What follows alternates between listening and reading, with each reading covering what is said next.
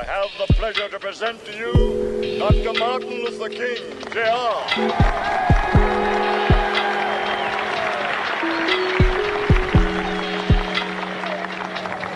I am happy to join with you today in what will go down in history as the greatest demonstration for freedom in the history of our nation.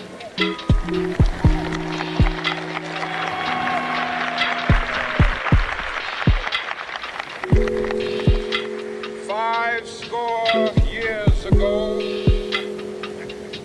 a great American in whose symbolic shadow we stand today signed the Emancipation Proclamation. This momentous decree came as a great beacon light of hope to millions of Negro slaves who had been seared in the flames of withering injustice. It came as a joyous daybreak to end the long night of their captivity. But 100 years later, the Negro still is not free. 100 years later, the life of the Negro is still sadly crippled by the manacles of segregation and the chains of discrimination. 100 years later, the Negro lives on a lonely island of poverty in the midst of a vast ocean of material prosperity. 100 years later, the Negro is still languished in the corners of American society and finds himself in exile in his own land. And so we've come here today to dramatize a shameful condition. In a sense, we've come to our nation's capital to cash a check. When the architects of our republic wrote the magnificent words of the Constitution and the Declaration of Independence, they were signing a promissory note to which every American was to fall heir. This note was a promise that all men, yes, black men as well as white men, would be guaranteed the unalienable rights of life, liberty, and the pursuit of happiness. It is obvious today that America has defaulted on this promissory note insofar as her citizens of color are concerned. Instead of honoring this sacred obligation, America has given the Negro people a bad check, a check which has come back marked insufficient funds.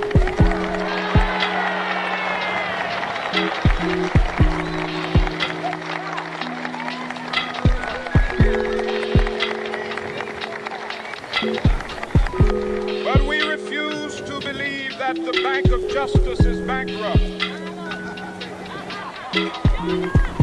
We refuse to believe that there are insufficient funds in the great vaults of opportunity of this nation. So we've come to cash this check, a check that will give us upon demand the riches of freedom and the security of justice.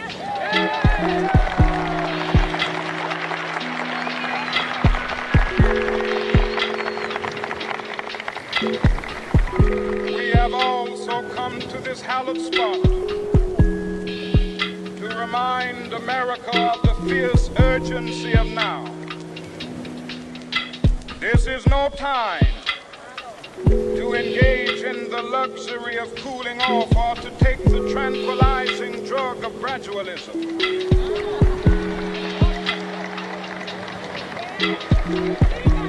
Now is the time to make real the promises of democracy. Now is the time to rise from the dark and desolate valley of segregation to the sunlit path of racial justice. Now is the time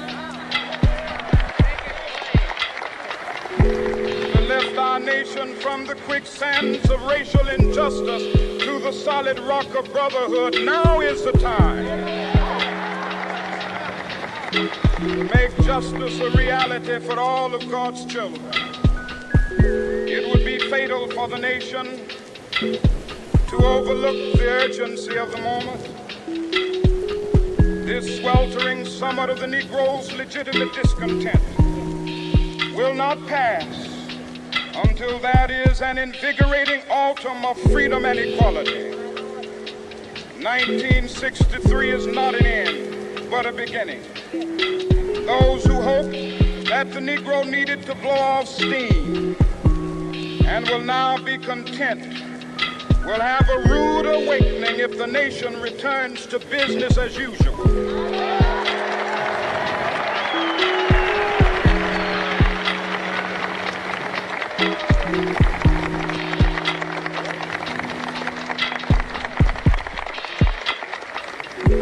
There will be neither rest nor tranquility in America until the Negro is granted his citizenship rights.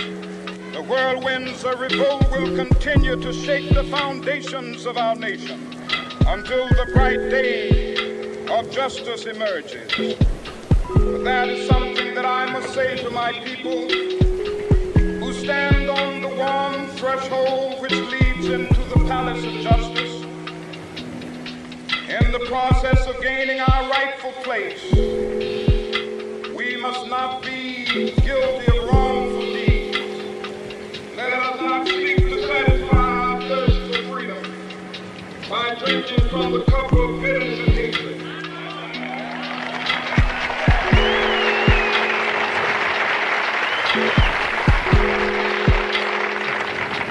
We must fail to conduct our struggle on the high plane of dignity and discipline.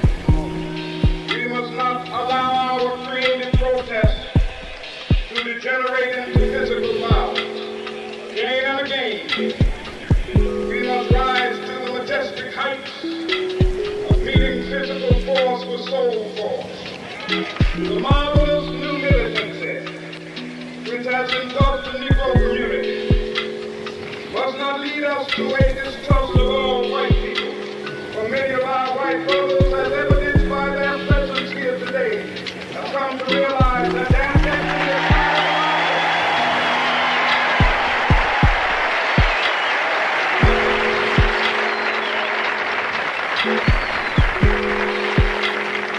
they have come to realize that their freedom is inextricably bound to our freedom. We cannot walk alone. As we walk, we must make the pledge that we shall always march ahead. We cannot turn back. There are those who are asking the devotees of civil rights, when will you be satisfied? We can never be satisfied as long as the Negro is the victim of the unspeakable horrors of police brutality. We can never be satisfied as long as our body is heavy with the fatigue of travel, cannot gain lodging in the motels of the highways and the hotels of the city.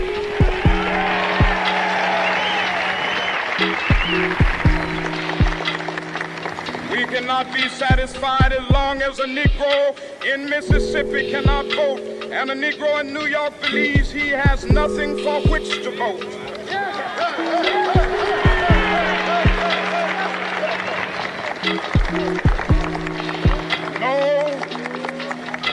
No, we are not satisfied, and we will not be satisfied until justice rolls down like waters and righteousness like a mighty stream.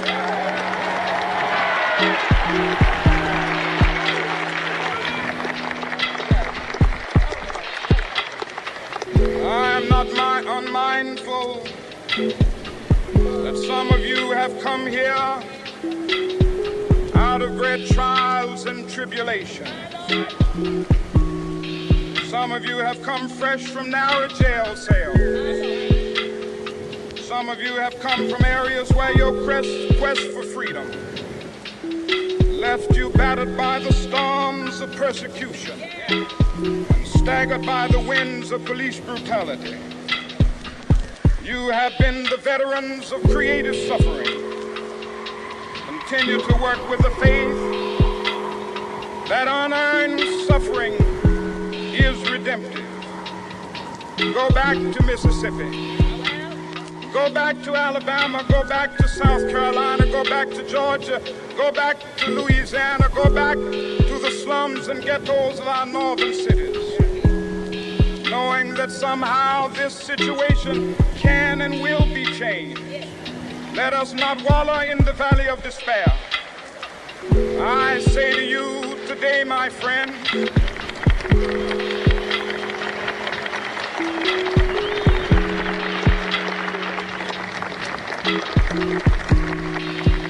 so even though we face the difficulties of today and tomorrow, I still have a dream.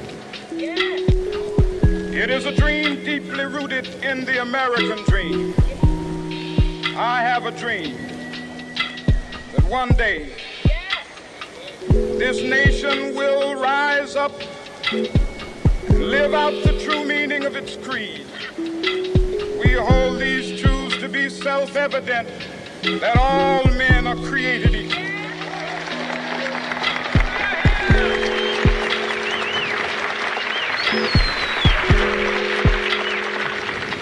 I have a dream that one day on the red hills of Georgia, the sons of former slaves and the sons of former slave owners will be able to sit down together at the table of brotherhood.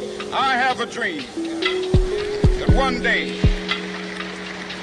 even the state of Mississippi, a state sweltering with the heat of injustice, sweltering with the heat of oppression, be transformed into an oasis of freedom and justice. I have a dream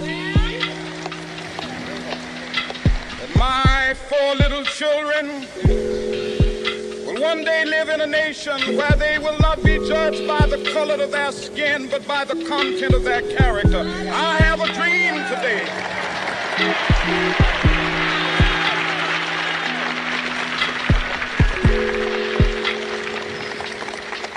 I have a dream that one day, down in Alabama, with its vicious racists, with its governor having his lips dripping with the words of interposition and nullification, one day right there in Alabama, little black boys and black girls will be able to join hands with little white boys and white girls as sisters and brothers. I have a dream today.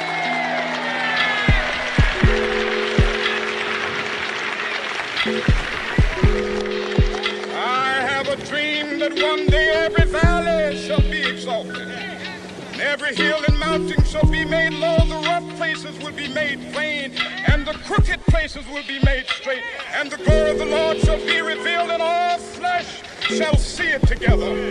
This is our hope. This is a faith that I go back to the South with. With this faith, we will be able to hew out of the mountain of despair a stone of hope. With this faith, we will be able to transform the jangling discords of our nation into a beautiful symphony of brotherhood. With this faith, we will be able to work together, to pray together, to struggle together, to go to jail together, to stand up for freedom together, knowing that we will be free one day. This will be the day. This will be the day when all of God's children be able to sing with new meaning, my country tears of thee. Sweet land of liberty, of thee I sing. Land where my fathers died, land of the pilgrim's pride. From every mountainside, let freedom ring. And if America is to be a great nation, this must become true. So let freedom ring. From the prodigious hilltops of New Hampshire, let freedom ring. From the mighty mountains of New York, let freedom ring. From the heightening Alleghenies of Pennsylvania, let freedom ring. From the snow-capped Rockies of Colorado, let freedom ring. From the curvaceous slopes of California. But not only that, let freedom ring from Stone Mountain of Georgia. Let freedom ring from Lookout Mountain of Tennessee. Let freedom ring from every hill and molehill of Mississippi, from every mountainside. Let freedom ring, and when this happens, when we allow freedom ring, when we let it ring from every village and every hamlet, from every state and every city, we will be able to speed up that day when all of God's children, black men and white men, Jews and Gentiles, Protestants and Catholics, will be able to join hands and sing in the words of the old Negro spiritual, free